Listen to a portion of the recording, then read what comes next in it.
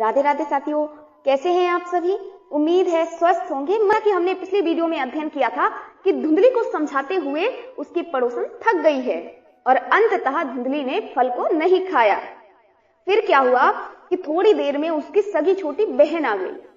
अब धुंधली ने पूरी कहानी अपनी बहन को सुना दी। छोटी बहन अपनी फिराक में थी। बहन तो घबरा गई। वह सोच रही थी कि उसके कोई बच्चा ना हो तो यह मेरा बच्चा गोद ले लेगी, मैं माला माल हो जाऊंगी। इसीलिए उसने अपनी बहन को और डरा दिया। कहने लगी, अरे बहन, तू पागल हो गई है। फल खाने से कहीं बेटा बेटी होते हैं भला? बहन, तुम्हारी आंखें कभी नहीं खुली। ये बाबा बैरागियों के चक्कर में तुम्हारे पतिदेव भटकते फिरते हैं। बहन, कुछ नहीं रखा है, सब पाखंड है। और बहन, अगर तुझे विश्वास ना हो तो मैं तो कुछ नहीं कहूंगी, लेकिन मैं तुझे एक सलाह देना चाहती हूँ। कौन सी सलाह? देख बहन, तेरे यहाँ कोई खाने वाला नहीं और मेरे घर पे कुछ खाने को नहीं। कितनी बढ़िया बात कही है। कहती है मेरे यहाँ बच्चों की कमी नहीं, कितने तो बच्चे हो गए हैं, एक और होने वाला है अभी। बहन, मैं तो कहती हूँ अब की बार जो मेरा बच्चा होगा ना, उस पर तेरा ही अधिकार होगा।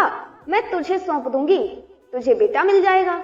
और रही बात इस फल की, तो गाय को खिला दे। इतने सालों से बंधी है आंगन में, उसके भी तो बच्चा नहीं होता।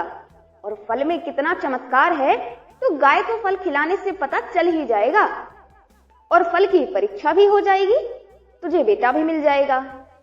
धुंधली ने सुना तो धुंधली तो बहुत खुश हो गई। कहने लगी, वाह बहन, बहन हो तो तेरे जैसी, 1 मिनट में ही सारी समस्या हल कर दी तूने। अब धुंधली ने क्या किया, वो फल ले जाकर चुपचाप गाय को खिला दिया और पंडित जी को विश्वास दिला दिया कि महाराज, मेरे को फल खाने से बहुत फायदा हुआ। पंडित जी तो सुनते ही बहुत खुश हो गए। एक एक दिन गिनने लगे कि अब इतने दिन बचे हैं, हमारे घर पे बेटा होगा। फिर जैसे जैसे समय बीता तो छोटी बहन के बेटा हो गया। उसने रात को ही बेटा लाकर धुंधली को सौंप दिया।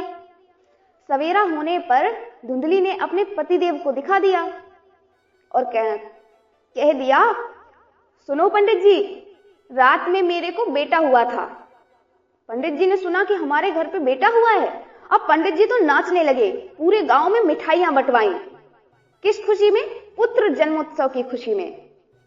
उसके ठीक 3 महीने बाद गाय ने एक बच्चे को जन्म दिया।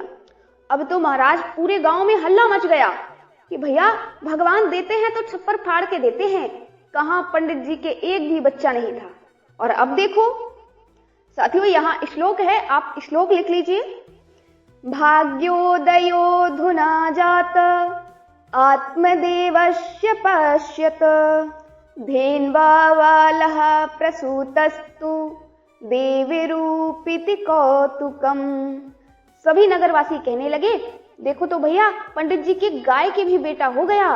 गाय ने मानव पुत्र को जन्म दिया है। यह तो सचमुच चमत्कार ही हो गया। अब तो पंडित जी का आनंद 2 गुना हो गया। धीरे धीरे समय बीता, बच्चे बड़े हो गए। अब नामकरण किया गया। तो गाय के बेटे के जो कान थे वो गाय जैसे थे, बाकी पूरा शरीर मनुष्य का था। इसीलिए नाम रखा गया गौकर्ण, अर्थात गाय के कान वाला। और पंडित जी जैसे ही अपने बेटे का नाम रखने के लिए हुए, इतने में ही धुंधली खड़ी हो गई और कहने लगी, अरे पंडित जी, बच्चा मेरा है, पेट में मैंने रखा है 9 महीना और नामकरण आप करोगे? पंडित जी कहते हैं, अरे भाग्यवान, नाराज क्यों होती हो, तुम भी नामकरण करो।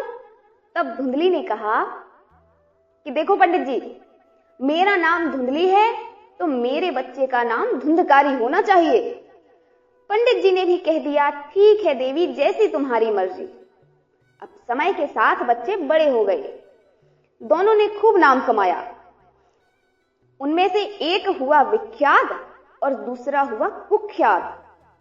साथियों, विख्यात का अर्थ होता है जो अच्छे गुण और कर्म के द्वारा जाना जाए, समाज में उसकी प्रशंसा हो, उसे कहते हैं हम विख्यात। और दूसरा कुख्यात। कुख्यात का अर्थ होता है जो बुराई, दुष्कर्म और अत्याचार के लिए जाना जाता है। जिसकी समाज में निंदा होती है उसे कहते हैं हम कुख्यात। तो गोकर्ण पंडितो ज्ञानी धुंधकारी महाखलः, अर्थात गोकर्ण जी महाराज तो महान पंडित और महान ज्ञानी सिद्ध हुए। इन्होंने खूब प्रशंसा कमाई और समाज में खूब विख्यात हुए। लेकिन जो धुंधकारी था वह महाखलः अर्थात महामूर्ख निकला। इसने समाज में निंदा के अलावा कुछ नहीं कमाया। महान विवेकशील बुद्धि वाले परम विद्वान हुए गोकर्ण जी महाराज, और धुंधकारी एक नंबर का खल यानी कि एक नंबर का मूर्ख निकला, जिसके केवल दो ही काम होते हैं, एक तो खाना और दूसरा लड़ना। जिसका खाए उसी से लड़ जाए, इसके और कोई काम नहीं है। इसीलिए महाराज धुंधकारी कुख्यात हुआ। साथियों, आज के लिए इतना ही। आगे की कथा देखने के लिए और अध्ययन करने के लिए चैनल को सब्सक्राइब कर लीजिए, और अगर वीडियो अच्छी लगी हो तो वीडियो को लाइक करना मत भूलिए।